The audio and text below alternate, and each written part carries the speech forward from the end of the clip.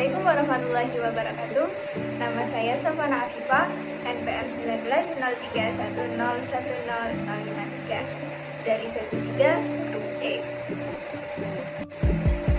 Di sini saya akan menjelaskan mengenai teori dari praktikum kelarutan sebagai proses suhu. Sebelum kita membahas mengenai inti teori yang digunakan dalam praktikum ini, saya akan membahas mengenai teori-teori yang berkaitan dengan praktikum ini, seperti larutan, konsentrasi larutan, dan jenis-jenis larutan.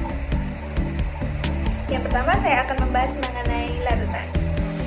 Dalam kimia, larutan adalah suatu sistem homogen yang terdiri dari dua atau lebih zat yang masing-masing komponennya tidak dapat dibedakan secara fisik.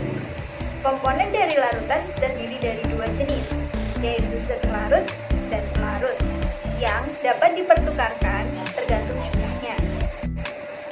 Zat yang jumlahnya lebih sedikit dalam larutan disebut zat larut, sedangkan zat yang jumlahnya lebih banyak daripada zat lain di dalam larutan disebut pelarut. Posisi zat larut dan pelarut di dalam larutan dinyatakan dalam konsentrasi larutan, sedangkan proses pencampuran zat larut dan pelarut membentuk suatu larutan disebut pelarutan. Contoh larutan yang umum dijumpai adalah padatan yang dilarutkan dalam cairan, seperti garam atau gula yang dilarutkan di dalam air. Yang kedua, saya akan membahas mengenai konsentrasi larutan. Konsentrasi larutan menyatakan banyaknya zat terlarut dalam sejumlah tertentu larutan. Secara fisika, konsentrasi larutan dinyatakan dalam persen atau ppm, yaitu part per million atau berat per sejuta. Dalam kimia, konsentrasi larutan dinyatakan dalam molar, molar, ataupun normal. Yang pertama, mengenai persen. Persen di sini bisa dalam bentuk persen volume ataupun persen berat. Konsentrasi persen volume larutan adalah jumlah bagian volume zat terlarut yang terdapat dalam 100 bagian volume larutan. Rumusnya, persen volume sama dengan volume zat terlarut per volume larutan dikali 100%. Sedangkan konsentrasi persen berat larutan adalah jumlah bagian berat zat terlarut yang terdapat dalam 100 bagian berat larutan. Rumusnya, persen berat sama dengan massa zat terlarut per massa larutan dikali 100%. Selanjutnya, ppm atau berat per sejuta. ppm adalah satu bagian zat terlarut yang terdapat dalam 1 juta bagian larutan. Rumusnya, ppm sama dengan massa zat terlarut per massa larutan dikali 10 pangkat 6. Fraksi mol merupakan perbandingan jumlah mol zat terlarut dengan jumlah mol total dari seluruh komponen larutan. Jumlah fraksi mol selalu 1.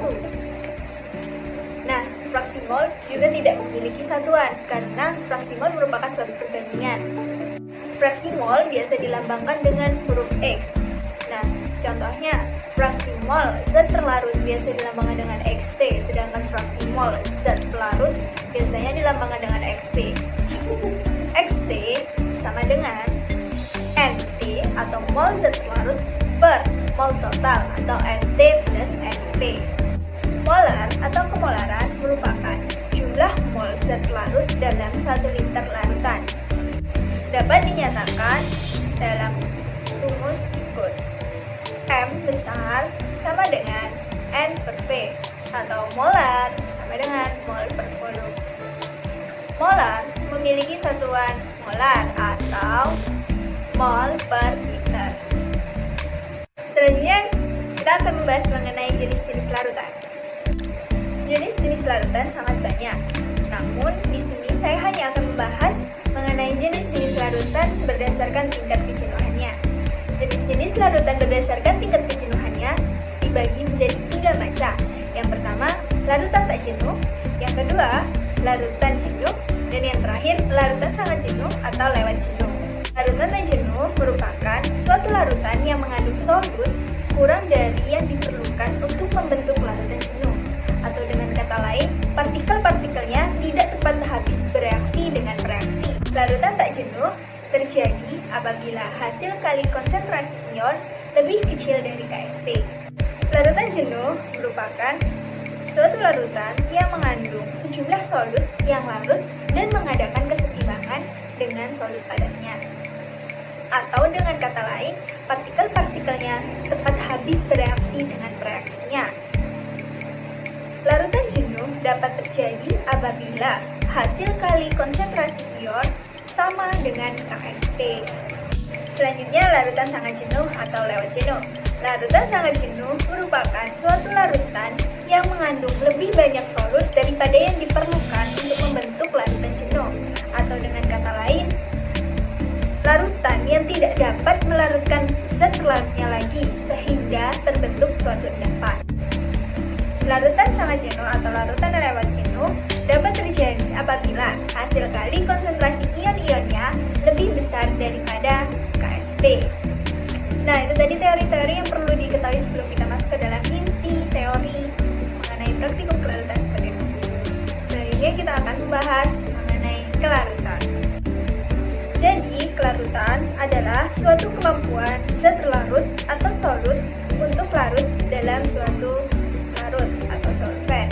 Kelarutan dinyatakan dalam jumlah maksimum zat larut yang larut dalam suatu pelarut pada keseluruhan. Larutan hasil disebut sebagai larutan jenuh. Selanjutnya, kelarutan sebagai fungsi suhu. Pada suhu tertentu, larutan jenuh yang bersentuhan dengan zat terlarut yang tak larut dalam larutan jenuh itu adalah sebuah contoh mengenai kesetimbangan dinamik. Jika berhadapan dengan sistem kesetimbangan, maka prinsip Le Chatelier digunakan untuk menganalisis bagaimana gangguan pada sistem dapat mempengaruhi kesetimbangan. Gangguan tersebut antara lain perubahan suhu, di mana peningkatan suhu cenderung menggeser kesetimbangannya ke arah yang menyerap kalor atau endotherm. Jika pelarutan zat terlarut lebih banyak, merupakan peristiwa endotherm.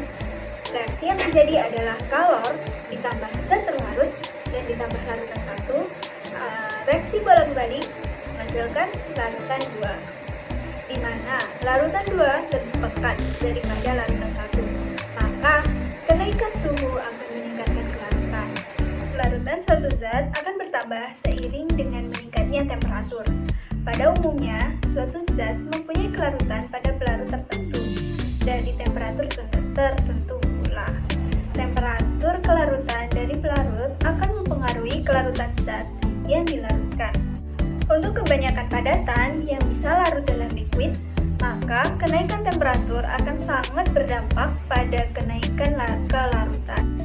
Pengaruh temperatur dalam kesetimbangan kimia ditentukan dengan delta H0 dengan persamaan del ln K per del T sama dengan delta H0 per RT kuadrat yang disebut persamaan Van Hoff. Pada reaksi endotherm, konstanta kesetimbangan akan naik seiring dengan naiknya temperatur. Pada reaksi exotherm, konstanta kesetimbangan akan turun dengan naiknya temperatur. Nah, sebelum kita masuk ke panas pelarutan, kita perlu mengetahui pengertian dari exotherm dan endotherm. Exotherm dan endotherm merupakan dua reaksi yang terjadi di dalam larutan. Exotherm yaitu proses melepaskan panas dari sistem ke lingkungan. Temperatur dari campuran reaksi akan naik dan energi potensial dari zat-zat kimia yang bersangkutan akan turun. Nah, sedangkan endotherm yaitu menyerap panas dari lingkungan ke sistem. Temperatur dari campuran reaksi akan turun dan energi potensial dari zat-zat kimia yang bersangkutan akan naik. Selanjutnya, proses pelarutan dan diferensial.